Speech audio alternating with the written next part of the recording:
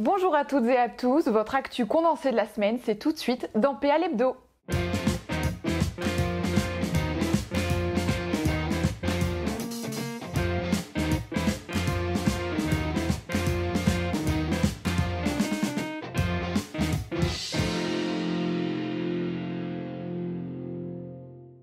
Et on entame ce journal avec la venue d'Olivier Véran dans la ville de Nice ce samedi. Une visite qui, hélas, ne doit rien au hasard puisque les chiffres de l'épidémie sont mauvais dans la capitale de la Côte d'Azur, avec le plus fort taux d'incidence au niveau national. Toute la semaine, celui-ci a avoisiné les 600, alors que la moyenne nationale s'échelonne à 200, soit 3 fois plus.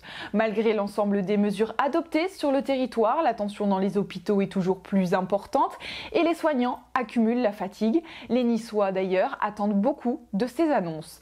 Est prévu il y a 2 ans pour aider au déménagement, une prime de 1 000 € va être étendue aux jeunes actifs de moins de 25 ans.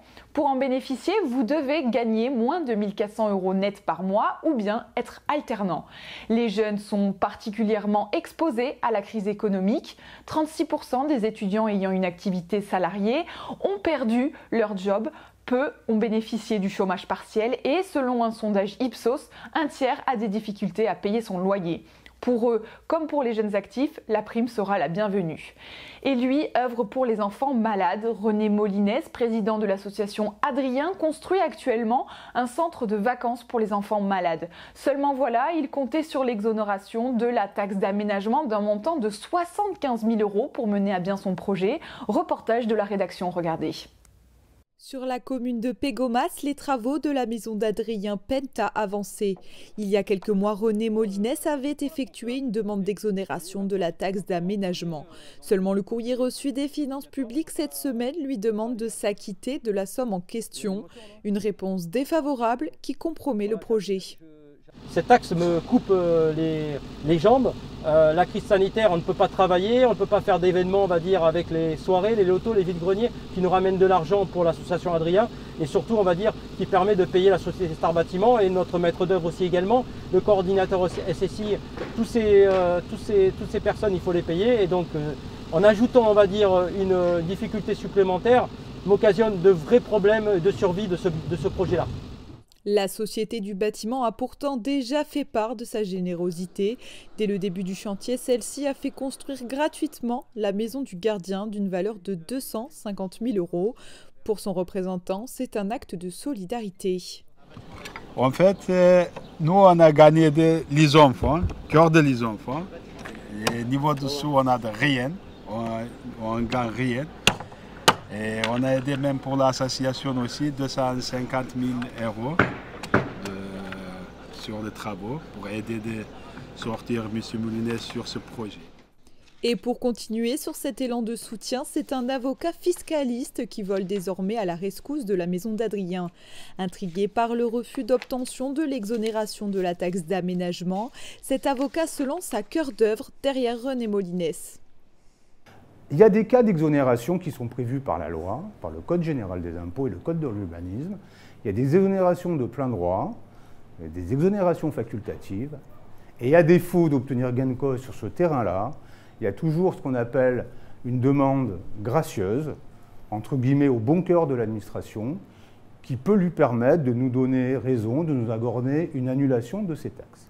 Une association à but non lucratif, qui a une activité de bienfaisance et d'aide aux personnes. On est totalement dans le cadre.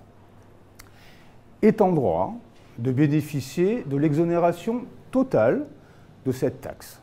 C'est donc sur ces bases que Gilles Naon s'occupera bénévolement de la défense de la maison d'Adrien dans la démarche pour l'obtention de cette exonération de taxes. Depuis 2015, le compte personnel de formation remplace le droit individuel à la formation, alors que les salariés avaient initialement jusqu'au 31 décembre 2020 pour transférer les droits acquis sur leur CPF. La ministre du Travail, de l'Emploi et de l'Insertion, Elisabeth Borne, a décidé de repousser cette échéance au 30 juin 2020. La ministre a adressé un courrier aux chefs d'entreprise, aux fédérations professionnelles et aux partenaires sociaux pour leur rappeler la nécessité d'inciter les salariés à effectuer cette démarche et à se former en particulier durant cette période. Et ce mardi, Mardi Gras n'était pas placé sous le signe des festivités, le carnaval de Nice étant annulé. Aucune manifestation n'a eu lieu sur la Côte d'Azur. La ville de Nice a tout de même tenu à installer une sculpture à l'effigie du virus. Son nom, Carnavalovirus l'usurpateur. Les Niçois ne pensent pas que du bien de cette statue. Écoutez. C'est nous rappeler à chaque instant la situation que l'on vit actuellement, ça c'est certain. Pas de carnaval cette année, mais un peu d'humour, ça fait un peu du bien quoi quand même, parce qu'aujourd'hui on est un peu tous tristes à cause de ce satané corona. Carnaval au virus. C'est chouette, c'est dans le cadre qui est difficile pour tout le monde actuellement. Je trouve que c'est une belle représentation et c'est important que symboliquement elle soit là, à Nice en particulier au moment du carnaval. Donc belle réalisation en tout cas.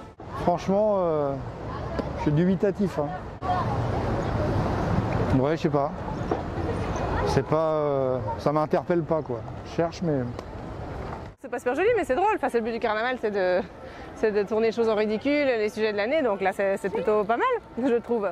Et cela vous a peut-être échappé, mais un décret paru au journal officiel en date du 14 février assouplit la réglementation sur les pauses repas. Il permet aux salariés des établissements de plus de 50 personnes de déjeuner dans les locaux dédiés au travail, dans la mesure où le local de restauration habituel ne permet pas le respect des règles de distanciation. Dans les entreprises de moins de 50 salariés, il reste possible de déjeuner dans les locaux de travail. Et le Conseil d'État a tranché et ce sera non. L'arrêté municipal interdisant les locations saisonnières pour limiter l'afflux des touristes sur la Côte d'Azur a été retoqué par le Conseil d'État. Christian Estrosi aura défendu son arrêté jusqu'au bout, sans succès. Mais le malheur des uns fait le bonheur des autres. Un nouveau proc à la Cour pénale internationale. Karim Khan, un avocat britannique, succède à la Gambienne Fatou Bensouda en poste depuis 2011. Karim Khan quitte la direction de l'enquête de l'ONU sur les crimes de l'organisation État islamique en Irak pour de nouvelles aventures en terre hollandaise.